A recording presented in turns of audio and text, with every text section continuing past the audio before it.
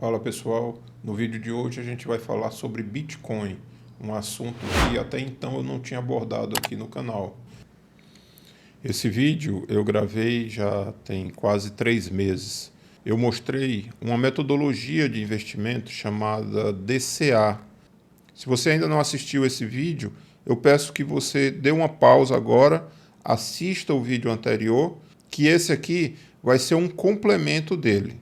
No vídeo de hoje, eu vou tirar as dúvidas que foram deixadas nos comentários, vou mostrar na prática como comprar bitcoins e ao final eu vou mostrar a minha carteira para ver como está o desempenho dela ao longo desses 6 meses comprando bitcoins todo mês. Eu comecei a fazer as compras de bitcoins desde março, mas o vídeo eu só fui publicar em 25 de maio. E ele então teve um desempenho normal dos meus vídeos, um canal pequeno, até porque depois da publicação do vídeo o Bitcoin entrou numa sequência de queda e não deve ter chamado muita atenção. Mas ocorre que em 14 de julho o Bitcoin atingiu uma alta histórica e por conta dessa alta aumentou muito a busca pelo termo Bitcoin no Google e também no YouTube.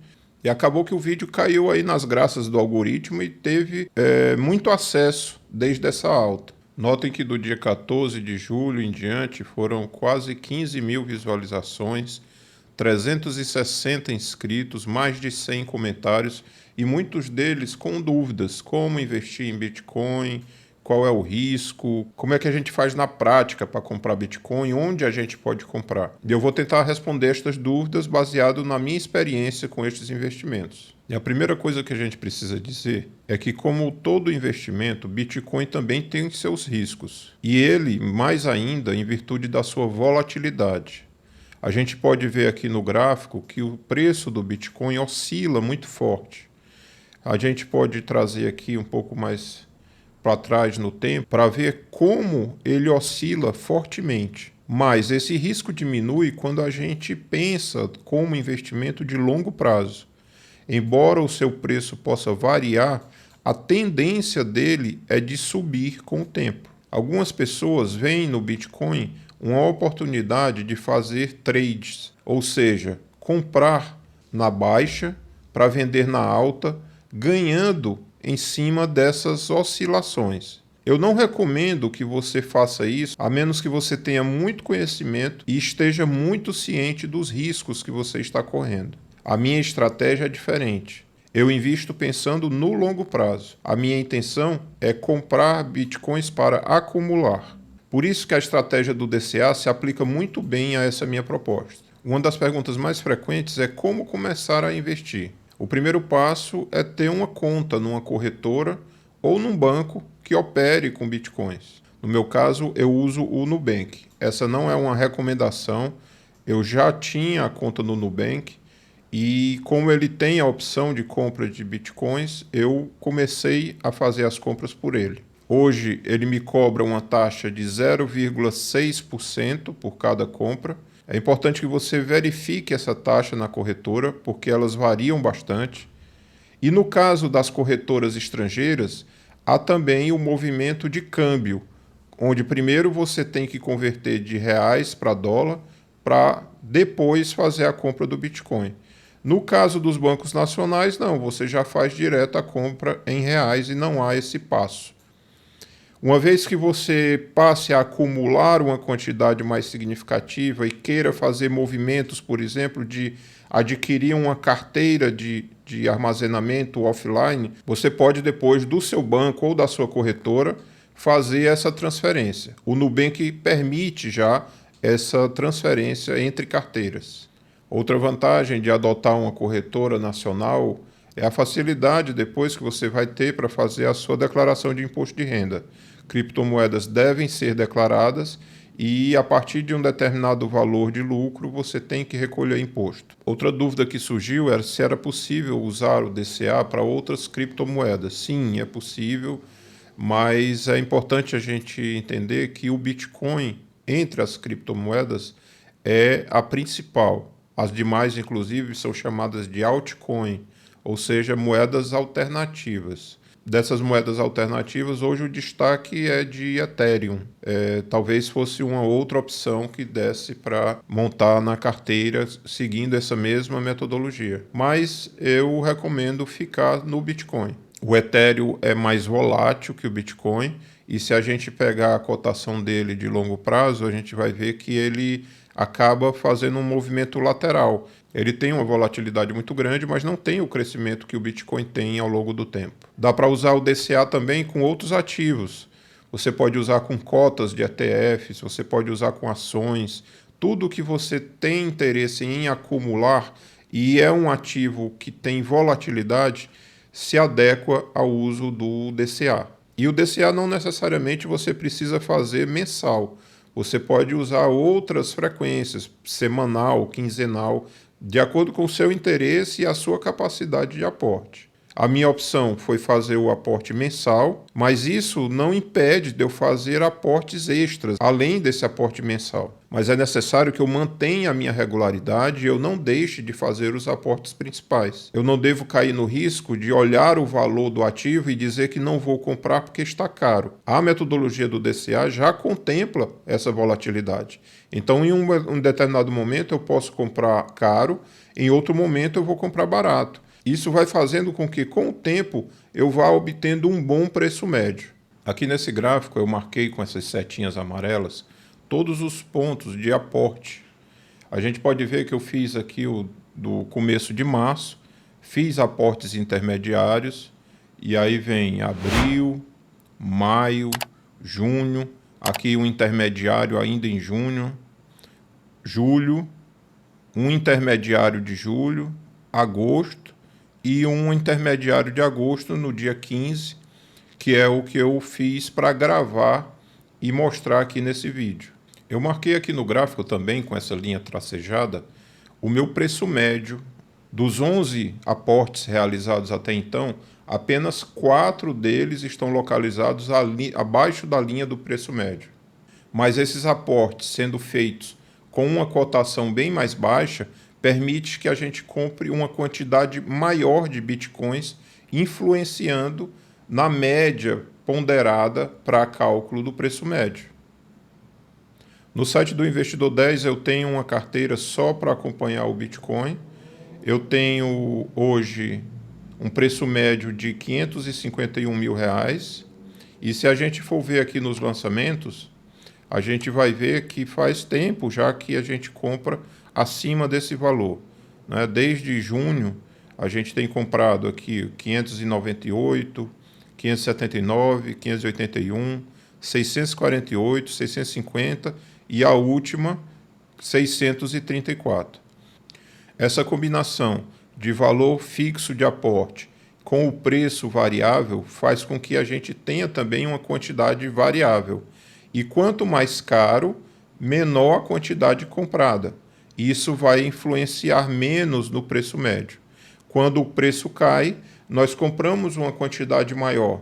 E aí entra no cálculo uma quantidade maior com um preço mais baixo, baixando o preço médio. Essa é a lógica principal por trás do DCA. Notem aqui que desde março eu tenho mantido o valor de R$100 fixo. Aqui tem um aporte extra de R$50, mas foi um teste que eu fiz e depois eu retornei para os valores de R$100. O fato de fazer esses aportes extras não tira o meu compromisso de todo dia primeiro fazer o aporte principal. Essa última compra foi a que eu fiz para demonstrar aqui no vídeo como fazer a aquisição de bitcoins. Infelizmente, o aplicativo do Nubank não permite que a gente faça a captura da tela. Então eu tive que fazer uma filmagem realmente do telefone e a imagem não fica muito boa. Mas a gente consegue ver a operação sendo realizada. Primeira coisa é abrir o aplicativo do Nubank. Na tela principal, a gente vê o saldo em conta. Notem que eu já transferi o valor do aporte, que é R$100. Nessa tela principal, a gente tem os dados de conta bancária, de cartão de crédito. E aqui embaixo na tela, a gente pode ver alguns símbolos. Esse símbolo do cifrão, ele corresponde à área de investimentos. É onde a gente vai acessar para poder fazer a compra de bitcoins. Aqui a gente já vê as opções de investimento que ele apresenta para a gente, as caixinhas do Nubank. E temos aqui já, pelo menos no meu caso, já aparece aqui quanto eu tenho em criptomoedas, né? Se você ainda não tiver criptomoedas, procure aí nessa tela onde é que está a opção para aquisição de criptomoedas e clique sobre ela.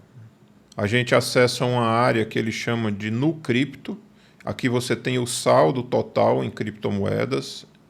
E aí você tem as opções para comprar, vender, trocar. Quando você faz a troca de uma criptomoeda por outra, você não paga taxa.